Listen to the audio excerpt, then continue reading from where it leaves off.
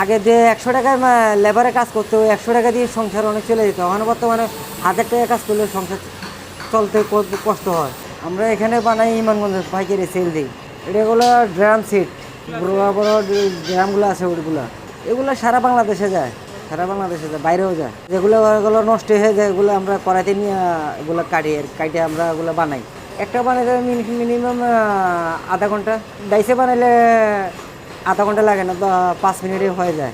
কিন্তু এগুলো ডাই হয় না, এগুলো গোস পড়ে যায়, বাস পড়ে যায়। এই জন্য ওগুলো বাস পড়ে গেলে সমস্যা, মুড়ি ফাইটে যায়। এগুলো হাতে বানায়, বড়গুলো হাতে বানায়, ছোটোগুলো ডাইয়ে বানায় এখন বর্তমানে। আগে আগে সিস্টেম নাই, আগে তো হাতে বানাইতো ওগুলো, এগুলো সবগুলো হাতে বানায়, তখন ডাইয়ে বানায় মেশিনে। চলে প্রচুর পরিমাণে চলে, এখানে প্রচুর পরিমাণ কারখানা আছে, দোকান আছে। ব্যবহার করে এগুলো শান্তি পায়, আরাম পায়। লোহা তো কাজ করে আরাম পাওয়া যায়। এগুলো লাস্টিং করে বেশি দিন, হ্যাঁ লাস্টিং করে বেশি দিন। এগুলো ঢালাই কাজের জন্য, ধানের মেলের জন্য, এগুলো ধানের মেলের জন্য। বড় বড় মিল আছে না ধানে চাউলের ধানের, এগুলা এই কাজে আমার দাদা করছে, আমার বাপে করছে, আমরা করতেছি। আগে চাহিদা মোটামুটি ভালো ছিল, এখন বর্তমানে চাহিদাটা মালের দাম, সম্পূর্ণ মালের দাম বাড়তি তো, এই জন্য মালের দাম মানুষের ব্যবসায়ী যারা ব্যবসা করে ওরা পোষাইতে পারে না। আগে দামটা যে ছিল এখন 10 টাকা 15 টাকা কেজি ছিল, ওখানে বর্তমানে 1 কেজি মাল কিনতে গেলে 80 টাকা 90 টাকা 100 টাকা 130 টাকা পর্যন্ত আছে।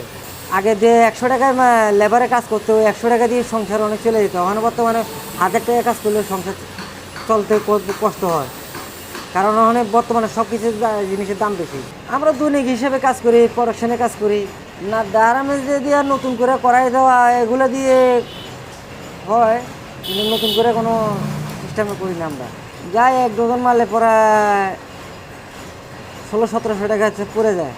একটা ছোটো কাটলে, যদি ছোটো কাটি, এডি কাটলে 2টো হবে, এডি কাটলে 2টো হবে, আর ছোটো কাটলে 2টো হবে, মোট 4টে মাল হয়।